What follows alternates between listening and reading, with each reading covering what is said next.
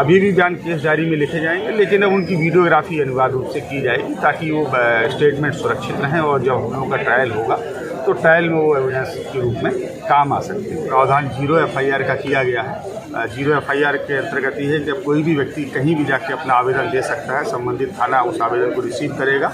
हम दिखाएंगे सच का आईना। ABN Bihar news.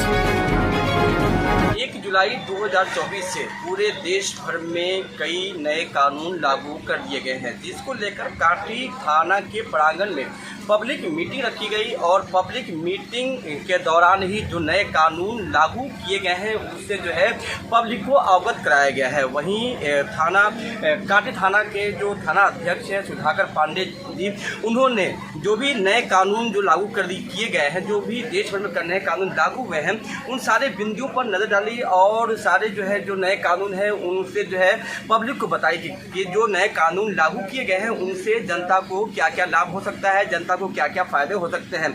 वहीं कई कानून जो लागू किए गए हैं वो बता रहे हैं कि जनता के हित में है, जनता के फायदे के लिए ये सब कानून लागू किया गया है, जिस तरीके से जनता पहले से परेशान हो रही थी, लेकिन अब जो है मतलब किसी प्रकार की समस्या जनता को नहीं होगी और फौरन उन पर जो कार्रवाई होगी। वहीं अब जो है जो पहले अपराधी पकड़े जाते थे या भी कोई किसी प्रकार की जो समस्या होती थी, तो अब सारे जो समस्याओं का या सारे अपराधी जो घटनाओं का जो है अब कैमरे की जाएगी, वीडियोग्राफी की जाएगी, ताकि कल होकर के वो जो समस्या उत्पन्न होती थी, जो समस्याएं कहते थे इस तरह की घटना नहीं हुई है, अब जो है यानी कि जो फुटेज होंगे उसे साबित कर दी जाएंगे कि हाँ वाकई ये अपराध हुआ है या नहीं हुआ है।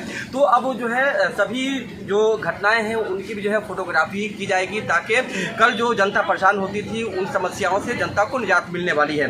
वहीं अब आपको बताते हैं कि इन सभी कानून में कई कानून ऐसे हैं जिनसे जनता को काफ़ी फायदा पहुँचने वाला है। वहीं मॉब लिंचिंग से लोग काफ़ी परेशान थे, अब मॉब लिंचिंग में जो आरोपी अगर साबित हो जाते हैं, आरोपी जो साबित होते हैं तो उन्हें जो है कड़ी से कड़ी जो है सजा सुनाई जाएगी। इसी तरह की जो है कई प्रकार के जो कानून हैं वो चेंज कर दिए गए हैं, वो बदले गए हैं, यानी कि नए कानून उनकी जगह पर जो है लागू कर दिया गया है। वहीं काटी थाना के प्रांगण में काफ़ी संख्या में पब्लिक पहुंची थी। आज इस मीटिंग में जो नए कानून लागू हुए हैं उनको सुनने के लिए काफ़ी संख्या में यहाँ पे जनता जो काटी की मौजूद थी। वहीं काटी नगर परिषद से लेकर काटी पंचायत के जो भी पंचायत के जनप्रतिनिधि हैं वो भी शामिल हुए और उन्होंने भी बगौर जो है सुना कि क्या क्या नए कानून लागू किए गए हैं। अब हम आपको सुनाते हैं कि किस तरीके से नए कानून जो लागू किए गए हैं उनको लेकर आला अधिकारी क्या कुछ कर रहे हैं, पहले आपको सुने।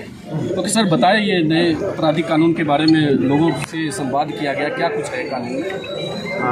आज से 3 नए कानून लागू हो रहे हैं और उसके बारे में पूरे बिहार पुलिस के जो भी हम लोगों के थाने हैं, ओपी हैं, सभी पे आज जागरूकता का कार्यक्रम चलाया जा रहा है। नागरिकों को यहाँ आमंत्रित करके हम लोग ब्रीफ कर रहे हैं कि जो तीनों नए कानून हैं उसमें क्या संशोधन है और चूँकि ये कानून नागरिक केंद्रित कानून है तो इसमें उनको क्या सुविधाएं दी गई हैं और पुराने कानून से किस प्रकार से अलग हैं, उनके बारे में आज सबको जागरूक किया जा रहा है। इसी आलोक में आज ये कार्यक्रम काटी थाने पर भी चल रहा है। जहाँ तक ये कानून है, जिसके तीनों कानून हैं, इसके बारे में जो विशेष बातें हैं वो मैं ब्रीफ आप लोगों को भी कर दे रहा हूँ। जैसे कि इसमें प्रावधान 0 FIR का किया गया है।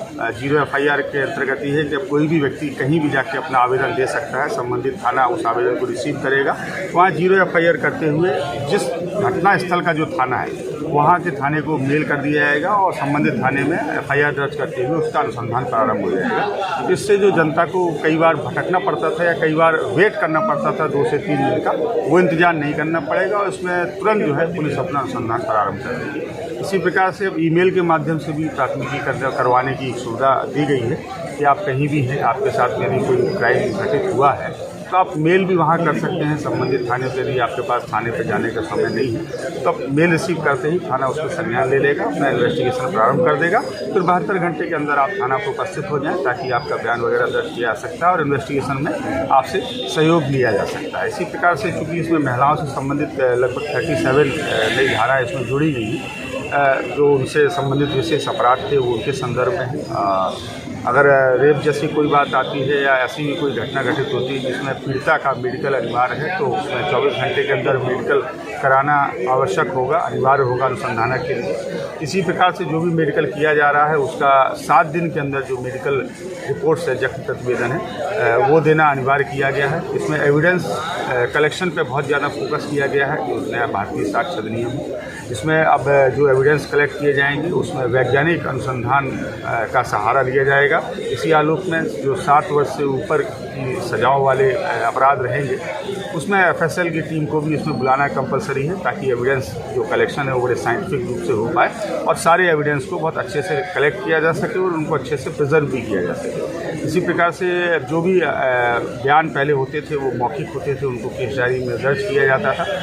अभी भी बयान केस डायरी में लिखे जाएंगे, लेकिन अब उनकी वीडियोग्राफी अनिवार्य रूप से की जाएगी ताकि वो स्टेटमेंट सुरक्षित रहें और जब हम लोगों का ट्रायल होगा तो ट्रायल में वो एविडेंस के रूप में काम आ सकते हैं। इसी प्रकार से इसमें जो 3 वर्ष से कम सज़ा के अपराध हैं उसमें अब गिरफ्तारी के लिए उतनी अनिवार्यता नहीं है। और इसी प्रकार से यदि कोई गंभीर बीमारी से ग्रस्त व्यक्ति है या बहुत बुजुर्ग व्यक्ति है तो उनकी भी गिरफ्तारी को अब सीनियर मोस्ट जो ऑफिसर्स रहेंगे उनकी सहमति को क्रांति किया जा सकेगा।